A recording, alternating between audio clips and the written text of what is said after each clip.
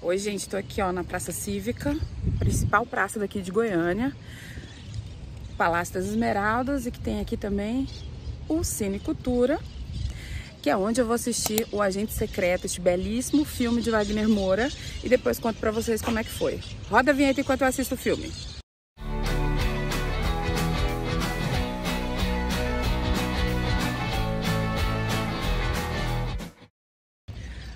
Antes de começar o filme, é importante dizer que essa obra chama Monumento à Goiânia, mas a gente aqui em Goiânia só chama ela de Monumento às Três Raças.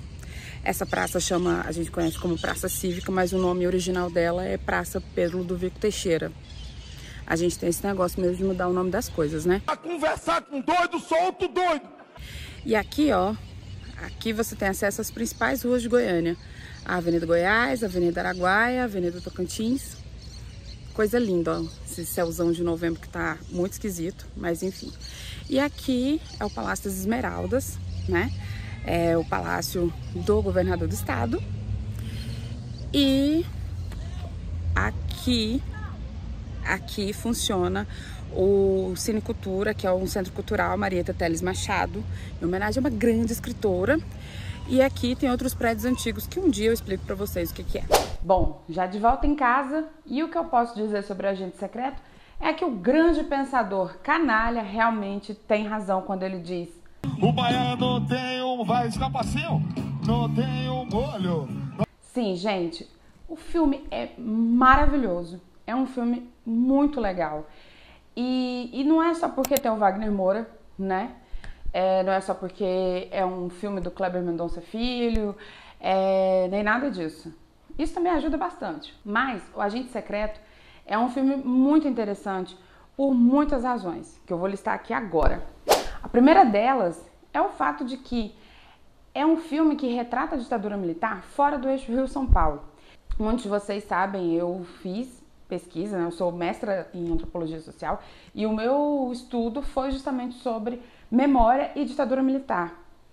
E para mim, enquanto antropóloga, foi muito legal ver um filme tão bacana quanto O Agente Secreto contar o impacto, falar sobre o impacto da ditadura militar fora do eixo Rio-São Paulo. Ao longo da minha pesquisa, eu pude perceber que as pessoas, quando vão falar de ditadura, o Brasil, quando vai falar de ditadura militar, fala sempre dos estudantes da UFRJ, da USP, estudantes de economia, brancos, filhos de classe média, que resistiram e foram vítimas do golpe, vítimas da ditadura. E não é que essas pessoas precisam ser esquecidas ou elas tenham uma participação menos importante, mas a ditadura, ela foi para além do estado do Rio e do estado de São Paulo. Ela afetou todo o país. Então, quando a gente fala de ditadura só nessa perspectiva Rio-São Paulo, a gente apaga outras memórias. Um exemplo bem simples: vocês sabiam que a maior revolta camponesa do país aconteceu aqui em Goiás? Sabia não? É a revolta de Trombas e Formoso, uma revolta camponesa que começou muito antes da ditadura, mas que se tornou ainda mais intensa com a chegada da ditadura militar, porque os grileiros e os militares se aliaram contra os camponeses das cidades de Trombas e da cidade de Formoso. Eu vou deixar links aqui na descrição para vocês saberem mais sobre essa revolta, tá bom? Esse é só um dos casos, mas no filme a gente vê Recife sendo vítima da ditadura militar. A gente vê um personagem do Wagner Moura, que é um professor da área de ciências exatas, né, um professor de engenharia, sendo vítima de perseguição da ditadura, e nem militante era. Ele era um professor que estava à frente de um departamento que produzia conhecimento que era muito importante para empresas do eixo Rio-São Paulo. E aí a gente vê como a resistência dentro das universidades públicas não é de agora, é constante, né? As universidades públicas, no geral, elas foram muito vítimas dos ataques da ditadura, e no Agente Secreto isso fica muito claro. O personagem do Wagner Moura, ele não era militante comunista, ele não era contra o regime, ele não tinha ações políticas, mas ele era uma pessoa que produzia um conhecimento que era muito caro e muito importante para os aliados do regime militar. E isso já foi o suficiente para ele ser perseguido, para a esposa dele ser morta, foi o suficiente para ele ter sido obrigado a se afastar do filho. E o final vocês já sabem. Outra coisa que eu acho que é muito legal no filme, no Agente Secreto, é como a memória é tratada. Porque Fernando tem a sua própria memória, o seu Alexandre e a mãe da Fátima têm uma memória sobre o que aconteceu envolvendo a Fátima e o Armando. Armando tem a sua própria memória. Todas essas memórias são afetadas por um único fato, a ditadura militar. São pessoas que têm não só suas vidas abaladas, mas até mesmo as suas próprias relações. E no final fica claro na fala do Fernando, quando ele conta a perspectiva dele sobre o que aconteceu com o pai e com a mãe. Então, a gente quando vai falar de memória, a gente não está falando só de lembranças, né? A gente quando está falando de memórias, a gente está falando de construção de narrativas, na perspectiva dos indivíduos e como isso vai afetando o coletivo. Então, quando a gente vê Marcelo, Armando, contando a sua versão, a sua memória sobre o fato, a gente vê como isso impacta, por exemplo, as pessoas que estão ouvindo as fitas, como que elas interpretam, como que elas lidam, porque tem uma pessoa que chega a ir atrás do assunto e outra que já prefere ver documentário de bicho. Como a gente vai vendo como essas memórias são recebidas no presente também. Que de certa forma eu acredito que as pessoas que estão trabalhando ali na transcrição das fitas da Elza representam muito também como as pessoas pós-ditadura lidam com essas memórias. Enquanto algumas vão atrás, fazem pesquisa, outras preferem ver outras coisas e não dar o devido valor.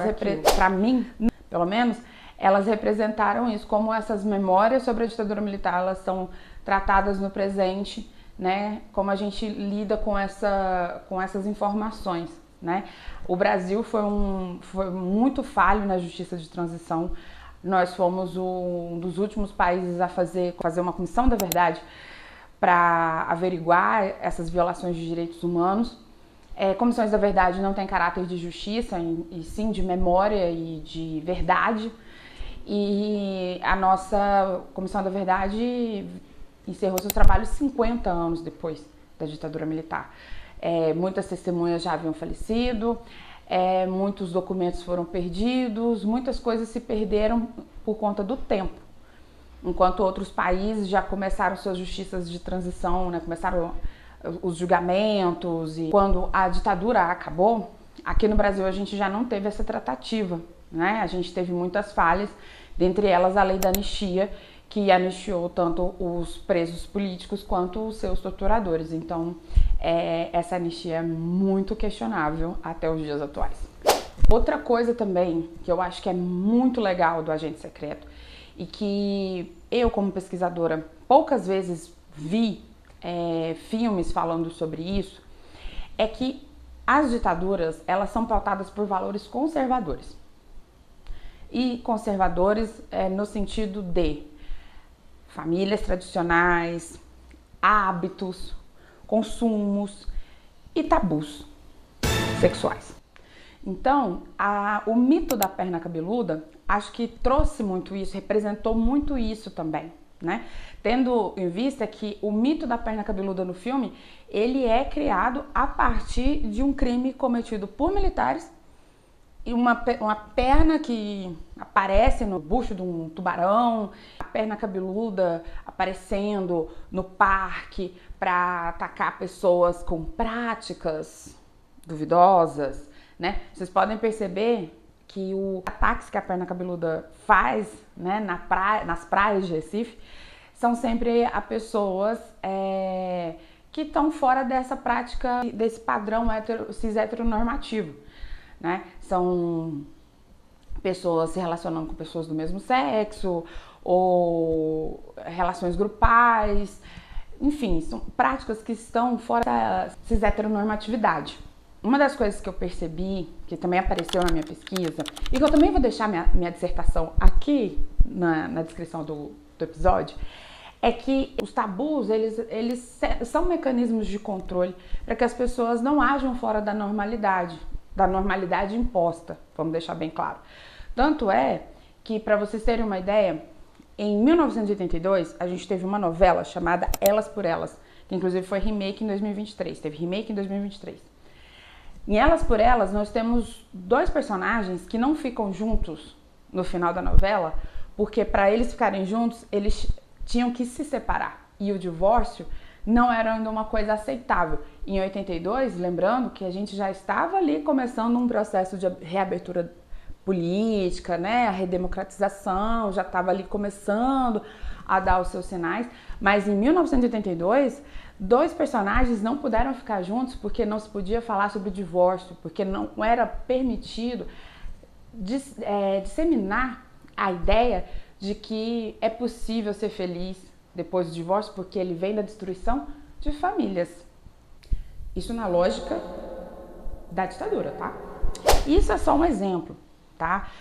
Filmes, revistas, muitas coisas em torno de gênero, em torno de sexo, heteronormatividade. A lista é imensa. E detalhe, que ainda tem o fato de que a polícia comemora a morte, né?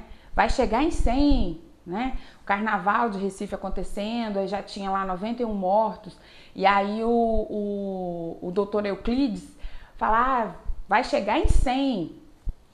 E por que era importante que matasse, né, que chegasse em 100 mortos no carnaval? Porque o que o carnaval significa, senão uma grande quebra de tabus, né, uma grande quebra da cis-heteronormatividade, você sair do seu personagem, né, você sair da tradição e viver outras coisas. Fica aí o questionamento, né, pessoal? Outra coisa muito importante, que eu acho que é uma das coisas mais legais de O Agente Secreto, é a Dona Sebastiana. A gente tem que enaltecer essa diva, porque Dona Sebastiana é uma personagem maravilhosa. Tânia Maria, se a senhora estiver vendo esse vídeo, um beijo pra senhora, porque assim, que personagem incrível, que mulher maravilhosa. A Dona Sebastiana é uma das pessoas que recebe pessoas que estão ali, né, com problemas com a ditadura militar. E ela é muito carismática. Ela é muito legal, assim. É uma personagem que traz o elemento, traz um pouco de leveza pro filme, mas sem deixar de falar sobre, sem fugir do que o filme se propõe a falar, que é sobre memória, que é sobre ditadura, que é sobre perseguições, que é sobre injustiça. E é muito legal. A Dona Sebastiana é uma personagem assim que eu amei, que ela tem meu coração todinho. Eu achei ela sensacional, sensacional. Bater uma salva de palma aqui pro profissional. A trilha sonora nem se fala, maravilhosa a trilha. Os elementos, né, tá tudo muito fidedigno e muito interessante, é muito legal. O filme é longo, mas assim, é tão bom que você não fica com pressa pra ir embora, né? É muito legal, é muito maravilhoso, eu amei assistir O Agente Secreto. E, claro, já estou aqui na torcida, assim como eu estive e ainda estou aqui.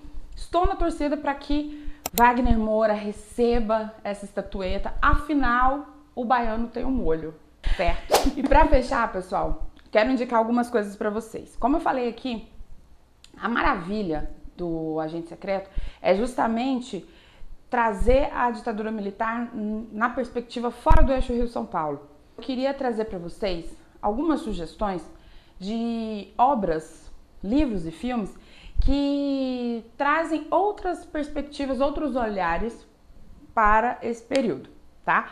Um deles é o livro, para quem quiser saber mais sobre memória coletiva, existe um livro, tem um livro muito bom do Morris Holwachs, que chama A Memória Coletiva. E ele trata, né, sobre a construção dessa memória, sobretudo em tempos de crises e de traumas, enfim. E é muito interessante.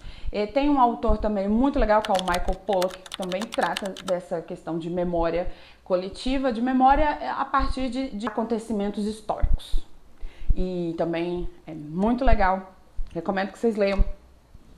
Tem um livro aqui, chama Memórias do Esquecimento, que é do jornalista Flávio Tavares. Esse livro aqui é um livro muito bom. Ele ganhou o prêmio Jabuti no ano 2000, segundo está aqui na capa. Por que eu acho ele interessante? Porque o Flávio Tavares, ele foi um dos presos que foi trocado pelo embaixador norte-americano Charles Elbrick, que é, inclusive, um sequestro retratado no Que é Isso, Companheiro, né? Que é um livro do Fernando Gabeira. Mas esse eu não recomendo muito, não. Mas eu acho muito interessante esse livro, porque vem numa outra perspectiva, né? Na perspectiva da pessoa que foi trocada enfim, tem várias questões aqui também que eu acho que são muito interessantes nesse sentido, assim, de mostrar como a ditadura impactou a vida das pessoas que nem tinham tanto a ver, assim, com as questões políticas e tudo mais. O Flávio escreve de uma maneira muito forte, muito detalhista, inclusive se para você for uma questão sensível, violências físicas e sexuais, eu recomendo que você pense bem antes de ler, porque ele é muito detalhista na hora que ele vai relatar as torturas que ele sofreu. Então, ele é bem detalhista mesmo. Então, se isso for um tópico sensível para você, eu recomendo que você não leia, mas se for de boa para você, leia Memórias do Esquecimento. Além do Memórias do Esquecimento e do livro A Memória Coletiva, queria deixar aqui para vocês alguns filmes que retratam outras ditaduras ou que retratam a ditadura numa outra perspectiva, né? Por exemplo, O Ano em que Meus Pais Saíram de Férias, do Karl Hamburger, é assim, um filme muito delicado, porque ele traz a perspectiva da ditadura militar através de uma criança, né? A perspectiva da criança sobre a ditadura militar. E é muito delicado, muito tocante, assim, muito, assim, Karl Hamburger, né? Quando é para fazer coisas para crianças, o divo arrasa, né? E também o filme 1985, que fala sobre a ditadura argentina, e também o documentário 500, Os Bebês Roubados pela Ditadura Argentina. Eu trago esses filmes como recomendação, né? Embora a gente está falando de ditadura brasileira, mas as ditaduras elas não agem isoladas, né?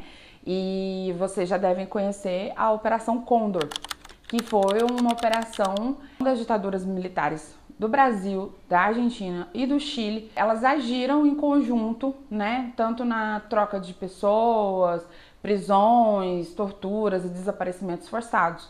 E no documentário 500 mostra algumas pessoas que foram vítimas dessas trocas de bebês, né? Que era uma prática muito comum nessas ditaduras que tinham esse acordo aí na Operação Condor. E é muito interessante também ver a atuação das mães e das avós da Praça de Maio, né? Que é uma instituição, que é uma organização que existe até os dias atuais, que continua trabalhando pela identificação, pelo encontro de netos e filhos desaparecidos. Elas já encontraram mais de 100 netos desses 500, né, que estão na lista de crianças desaparecidas, e é um trabalho também muito interessante. E aí a gente vê que o Brasil também tem parte nisso, e é muito interessante a gente ver como esses mecanismos funcionaram, porque apesar de ser uma coisa do passado, é algo que se reflete muito no presente. Todas essas práticas e toda essa ideia construída por essas ditaduras, tá certo? Me conta se vocês assistiram Agente Secreto, o que vocês acharam, tá? Deixa aqui nos comentários. Se inscreve, ativa as notificações e a gente se vê no próximo vídeo. Tchau! Vamos mudar esse clima, eu vou botar uma música. Dona Sebastiana? Só sim, a senhora de fogo. É esse mesmo. Quer ver aquele conceito? Oxe, acho que essa Já encomenda pra você.